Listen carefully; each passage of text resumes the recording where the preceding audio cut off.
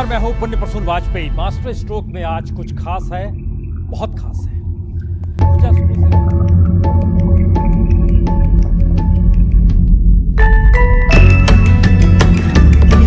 और सभी का पैसा सुरक्षित है, ये मैं आपको विश्वास दिलाता हूं।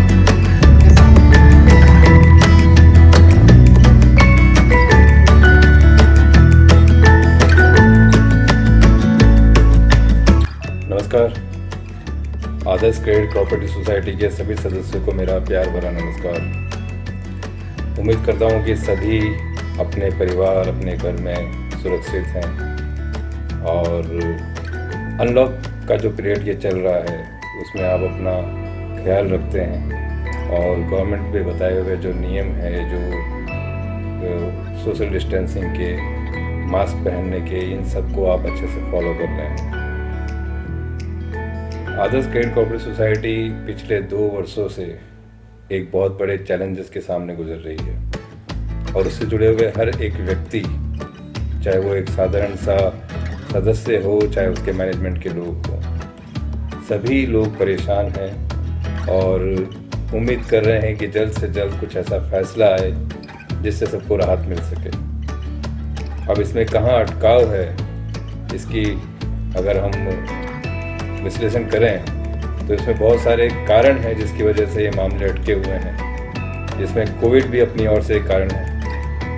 और ये जो पीरियड गया है, उस पीरियड जाने के बाद में अब हम आंख लगाए बैठे हैं अपने सरकार की ओर और न्यायालय की ओर कि वो हम सब सदस्यों का, सभी एम्प्लॉयज़ का, सभी एडवाइज़र्स की गुहार को सुने और जल्द से जल्द इस पर फैसला सुनाए, ताकि अगर किसी ने गलत किया है तो उसको गलती की सज़ा मिले, लेकिन जिन लोगों ने गलत नहीं किया है, जो बेवजह सज़ा भुगत रहे हैं, उन लोगों की सज़ा ख़त्म हो और वो वापस अपने नॉर्मल जीवन की ओर बढ़ सके। सन 1999 में आदर्श क्रेडिट कोऑपरेटिव सोसाइटी सिरोही जैसे एक छोटे से गांव में शुरू हुई थी और 2 वर्ष कार्य करने के बाद कुछ उनको लगा कि बायलॉज में कुछ संशोधन की आवश्यकता है, कुछ कानूनी चैलेंजेस थे, जिसकी वजह से उन्होंने एक बार इसको सबको वाइंड अप किया और बायलॉज में इम्पोर्टेंट अमेंडमेंट्स करके पुनः रीएस्टेब्लिश किया अपनी सोसाइटी के कार्य को। पूर्व में इसका जो इतिहास रहा है वो कई लोग जानते हैं। माधव क्रेडिट कोऑपरेटिव सोसाइटी से जुड़ाव सोसाइटी का रहा, इनके मैनेजमेंट का रहा और बैंक का कार्य करने के बाद वो सोसाइटी के काम में इसलिए आई ताकि ज़्यादा से ज़्यादा लोगों तक इसके कार्य को पहुंचा सके, छोटी छोटी बचत से लोगों को प्रोत्साहित कर सके और एडवाइजर्स के ज़रिए लोगों का जमा पूंजी सोसाइटी में आए ताकि उनके अंदर लघु बचत की जो एक भावना है, उनके अंदर लघु बचत का एक मौका है, वो उनको दिया जा सके और इसके ज़रिए कई एडवाइजर्स को रोज़गार दिया जा सके। तो इन 2 उद्देश्यों के साथ में सहकारी सोसाइटी का शुभारंभ हुआ था। 2001 में पुनः स्टार्ट होने के बाद जब वो सिरोही से निकली, कुछ ब्रांचेज उसकी राजस्थान की अलग अलग पार्ट्स में बनी, फिर उसने धीरे धीरे अपनी जो मुख्य आवास उसका जो था, जो उसका हेडक्वार्टर था, जो उसका हेड ऑफिस था, उसको सिरोही से बदलकर उदयपुर किया। उदयपुर आने के बाद मैनेजमेंट के कुछ बदलावों के साथ में ये कोशिश की गई कि राजस्थान से बाहर भी इस कार्य को बढ़ाया जाए और सन 2008 में इसकी मल्टी स्टेट कोऑपरेटिव सोसाइटी के रूप में इसको बदलने का एक निर्णय लिया गया, जिसके लिए आवश्यक जो सैंक्शंस हैं, आवश्यक जो अनुमति है, वो रजिस्ट्रार सेंट्रल गवर्नमेंट के through multi state credit cooperative society act के अंतर्गत वहाँ से इसका वापस रीएस्टेब्लिशमेंट, रजिस्ट्रेशन करवाया गया और वहाँ से इसकी परमिशन लेके राजस्थान के अलावा दूसरे स्टेट्स के अंदर भी इस काम को बढ़ाया गया। इनिशियली गुजरात, महाराष्ट्र, मध्य प्रदेश और कुछ हिस्सा जो दिल्ली एनसीआर का था, वहाँ इन लोगों आदर्श क्रेडिट कोऑपरेटिव सोसाइटी ने अपनी ब्रांचेस एस्टेब्लिश की और धीरे धीरे 2008 जहाँ पे 100 करोड़ की कंपनी हो चुकी थी, सोसाइटी हो चुकी थी, वहाँ से 2011 में पहुँचते पहुँचते 1000 करोड़ की सोसाइटी बन गई। 2011 के बाद में जो स्पीड है सोसाइटी की ग्रोथ की, वो काफ़ी एग्रेसिव हो गई थी। ओमनी सॉफ्टवेयर लॉन्च किया, उसमें सारा डेटा अपडेट किया गया और 2012, 13, 14 तक ओमनी सॉफ्टवेयर पे वर्क किया गया था। 2014 ऑनवर्ड्स सेप सॉफ्टवेयर पे वर्क शुरू किया था, जो इंटरनेशनल लेवल पर एक सबसे बड़ा बैंकिंग सॉल्यूशन का सॉफ्टवेयर है, और बड़ी बड़ी बैंक्स उसी सॉफ्टवेयर पर अपना वर्क करती हैं SAP नाम से। और 2014 ऑनवर्ड्स वर्क करते हुए 2015 में मोबाइल मनी एप्लीकेशन भी लॉन्च कर दिया। मोबिलिटी पे सोसाइटी आ गई थी ताकि काम को और स्पीडली बढ़ाया जा सके, और जो एडवाइज़र्स थे जो यूज़ टू नहीं थे मोबाइल को पे, तो उसके लिए ट्रेनिंग सेक्टर भी बहुत ज़्यादा इम्प्रोवाइज़ किया गया। और ट्रेनिंग डिपार्टमेंट इम्प्रूव करते हुए जो एक नया कीर्तिमान स्थापित किया मोबाइल मनी एप्लीकेशन पे। उस समय बड़ी बड़ी कंपनीज़, चाहे वो इंश्योरेंस की हो चाहे वो बैंकिंग की हो, वो भी इतना वर्क नहीं करती थी जितना कि आदर्श क्रेडिट कोऑपरेटिव सोसाइटी ने अपना काम को उसमें शुरुआत की। 2015-16 एक पायलट प्रोजेक्ट 2015 में हुआ। 2016 में बहुत हद तक अलग अलग कॉम्पिटिशन्स के ज़रिए, ट्रेनिंग्स के ज़रिए, एक एग्रेसिव मार्केटिंग के ज़रिए मोबाइल मनी एप्लीकेशन पे मैक्सिमम जो लोग थे वो उस पर आ गए थे। और mid of the year 2016 mobile से ही सबमिट करना मैंडेट हो गया था। तो एक ऐसा एग्रेसिव पार्टिसिपेशन सोसाइटी ने कर लिया था जिसके लिए भारत की सरकार भी अग्रसर थी। और अगस्त 2016 में, जहाँ तक आप सबको ध्यान होगा, कि एक सजेशन दिया गया था फाइनेंस डिपार्टमेंट, फाइनेंशियल जो हमारा एक सेक्टर है, जिसमें सेंट्रल गवर्नमेंट ने एक आइडिया दिया कि आप आधार कार्ड को अपडेट करें किसी भी तरह के फाइनेंस ट्रांजैक्शंस के लिए, और इसको मैंडेट बनाया जाए। इसको एक सजेशन के रूप में ना लेके, इसको एक इंस्ट्रक्शन के रूप में लेके, आदर्श इज़ द ओनली ऑर्गेनाइजेशन जिसने ये मैंडेट कर दिया था कि किसी का एक सिंगल मेंबरशिप का फॉर्म भी जो डिपॉजिट उसके आधार कार्ड के बिना नहीं होगा। और उसके पुराने भी जितने भी मेंबर थे जो आधार से अपडेट नहीं थे, उन लोगों को भी आधार अपडेशन कराना पड़ा किसी भी तरह के विड्रॉल्स वगैरह कराने के लिए। इसके बाद समय आता है नवंबर 2016 का, जिसमें डिमोनेटाइजेशन हुआ था। भारत के प्रधानमंत्री श्रीमान नरेंद्र जी मोदी साहब ने डिक्लेयर किया था 500 और 1000 के नोट्स अब से नहीं चलेंगे।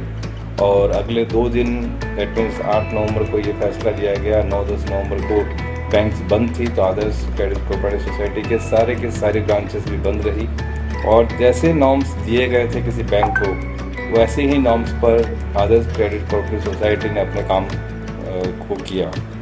और जो मोबाइल मनी एप्लीकेशन है, वॉलेट को यूज़ करने का हुआ, वॉलेट के थ्रू एक्सचेंज करना हुआ, मैक्सिमम शॉप्स वगैरह में भी हमने मोबाइल मनी एप्लीकेशन पे वर्क को पहुंचाने की कोशिश की, बहुत एग्रेसिव उसका मार्केटिंग किया।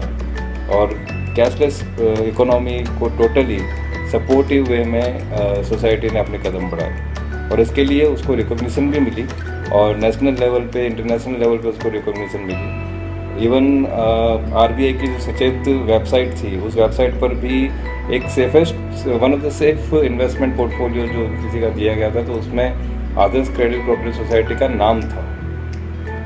तो ये ऐसे कीर्तिमान थे जो सोसाइटी ने अपने कार्य के द्वारा नेशनल और इंटरनेशनल लेवल पर किए थे, जिसको हम नगण्य नहीं कर सकते, जिसको हम नज़रअंदाज नहीं कर सकते। और अचानक से ही, और ऑल ऑफ द सडन अगर हम बात करें, अचानक ही इस तरह की एक्टिविटी होना बहुत ही एक अनएक्सपेक्टेड था, जिसको हम उम्मीद नहीं कर सकते थे। सेंट्रल रजिस्ट्रार जो साल में 2 बार ऑडिट करता, जिसका मैंडेट होता है ऑडिट करना, एनुअल जो एक मीटिंग होती है, वार्षिक जो मीटिंग होती है, उसमें रजिस्ट्रार की मौजूदगी ज़रूरी होती है, उसका रिप्रेजेंटेटिव उसमें मौजूद होना ज़रूरी होता है। डिविडेंड जो डिक्लेयर होता है वो भी मौजूदगी में डिविडेंड डिक्लेयर होता है, और विदाउट प्रॉफिट डिविडेंड भी डिक्लेयर नहीं किया जा सकता।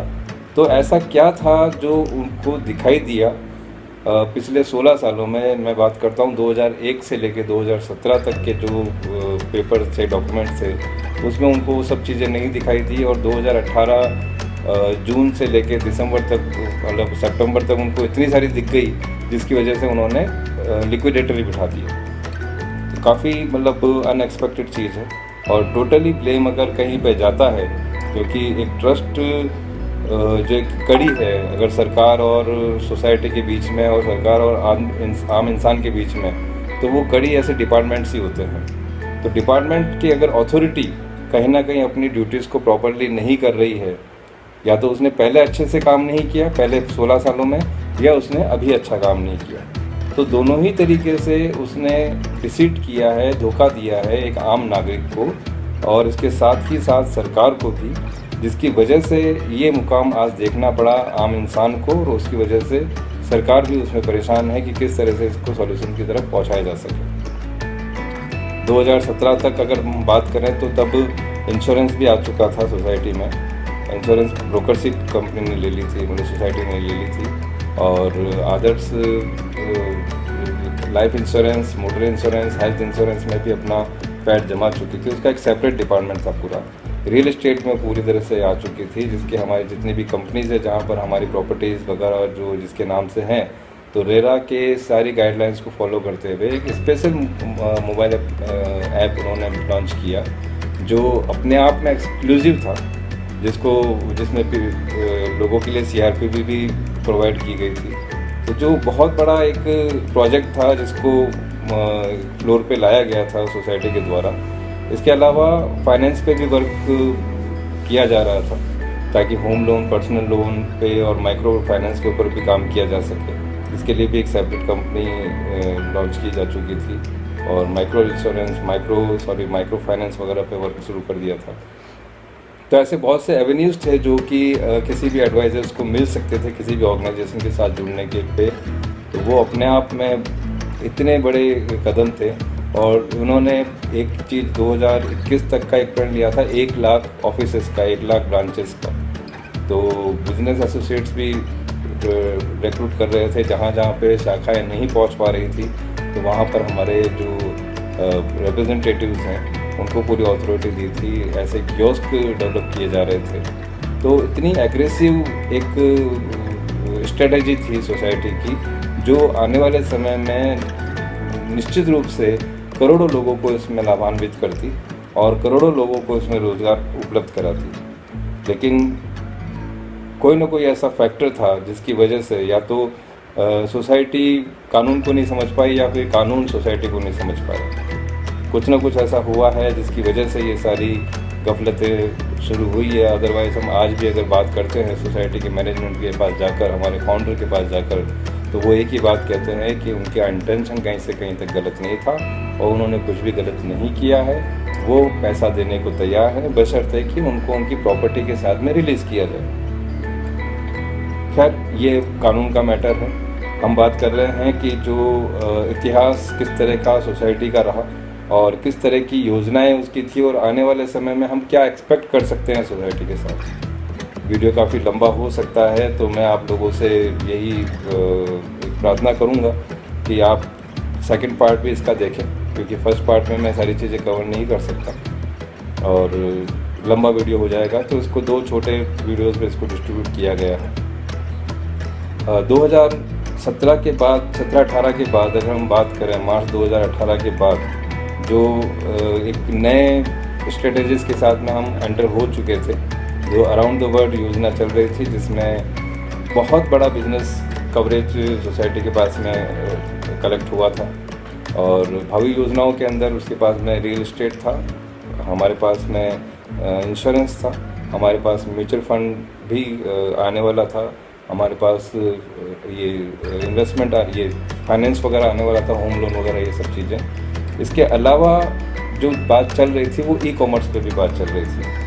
ये सोसाइटी इस पर भी कदम रखेगी और हमारी शाखाएं जो 850 शाखाएं हैं, हमारा जो डिस्ट्रीब्यूशन चैनल है, उस डिस्ट्रीब्यूशन चैनल को ई-कॉमर्स के साथ भी जोड़ा जा सकता है। तो उस पर भी भावी योजनाएं इस तरह की कहीं ना कहीं प्लानिंग के अंदर थी।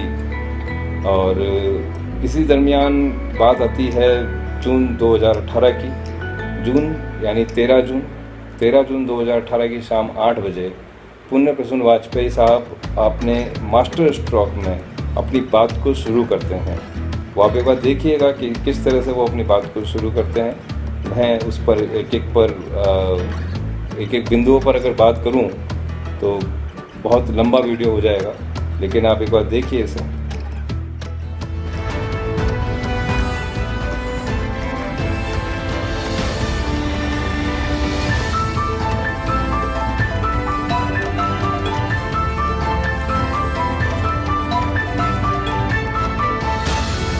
नमस्कार, मैं हूं पुण्य प्रसून वाजपेयी। मास्टर स्ट्रोक में आज कुछ खास है, बहुत खास है। कुछ एक्सक्लूसिव रिपोर्ट। बार तस्वीरों के स्थिति को देखते हुए अक्सर जिक्र ये होता है कि 11 बैग के साथ विजय माल्या चले गए, फिर नीरव मोदी भी चले गए, ललित मोदी भी एक वक्त चले गए। तो ये सिस्टम के भीतर सेंध लगी हुई है, सिस्टम किस रूप में काम करता है या सरकार काम करती है। तो मास्टर स्ट्रोक में यही आज लिखा जाएगा कि सिस्टम में ही सुराख है क्या, और इस सुराख के मद्देनजर हम जो आपको रिपोर्ट दिखा रहे हैं, आपने नाम ललित मोदी का सुना है, नीरव मोदी का सुना है, एक तीसरा नाम निकल कर आ रहा है राजस्थान से और नाम है मुकेश मोदी। इस एक्सक्लूसिव रिपोर्ट को देखिए, इसके जरिए जरा समझने की कोशिश कीजिए कि हिंदुस्तान का सिस्टम कैसे चलता है और कोई क्यों कहता है ना खाऊंगा ना खाने दूंगा।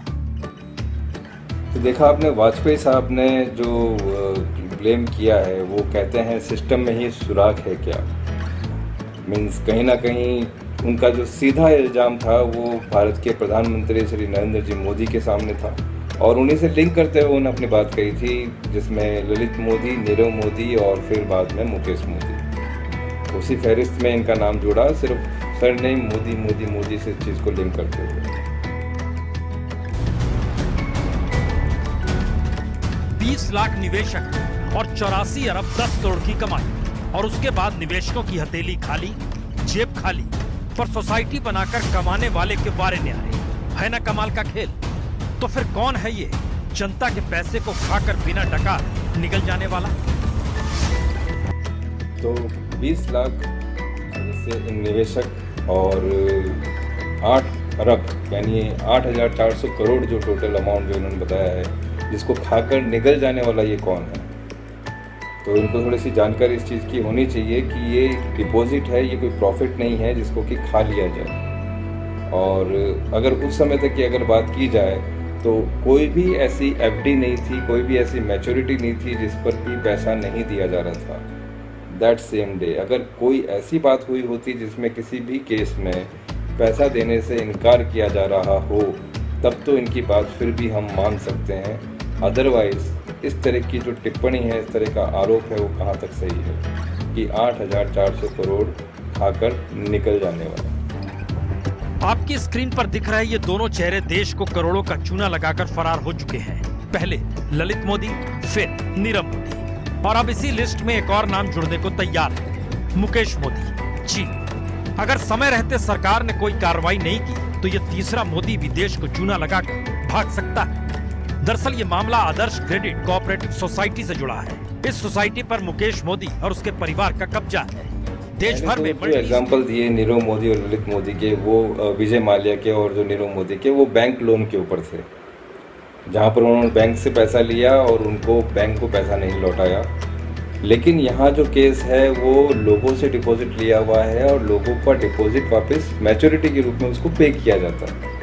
तो कहीं से कहीं तक भी सिमिलरिटी इन दोनों केसेस के अंदर नहीं है। देश भर में मल्टी स्टेट आदर्श क्रेडिट कोऑपरेटिव सोसाइटी की 809 शाखाएं चलती हैं और तकरीबन 3,50,000 एजेंट्स की मदद से ये क्रेडिट सोसाइटी अपने मेंबर्स बनवाती है। मेंबर बनाने का मतलब है वो लोग क्रेडिट सोसाइटी में पैसा जमा करते हैं, और जो पैसा जमा करते हैं उन्हें भरोसा दिया जाता है 5 साल में उनका पैसा दुगना हो जाएगा।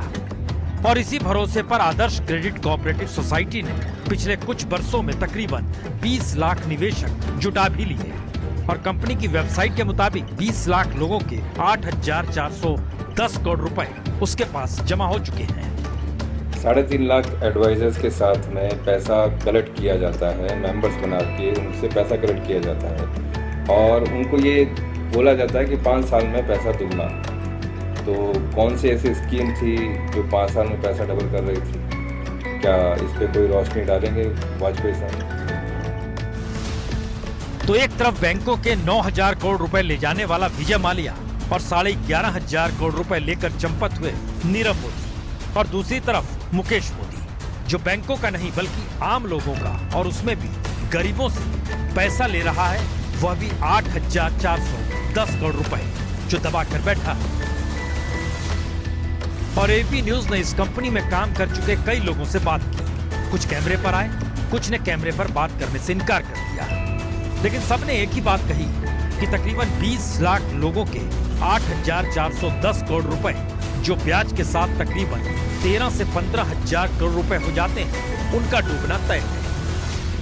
100% भी है, एक भी रुपया नहीं चुकेगा, एक भी रुपया नहीं चुका पाएंगे।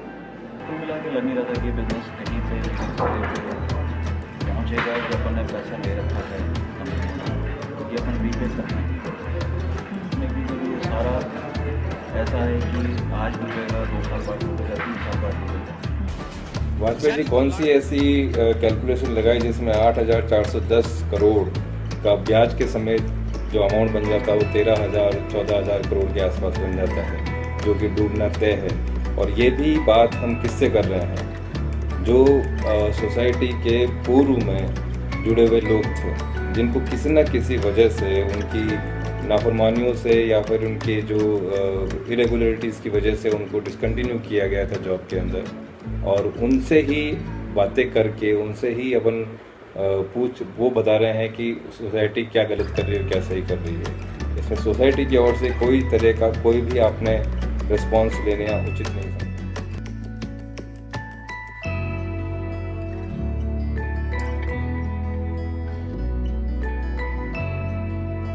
आप सब लोगों का बहुत बहुत शुक्रिया। आप स्वस्थ रहें, अपने और अपने परिवार का ख्याल रखें। बहुत बहुत धन्यवाद।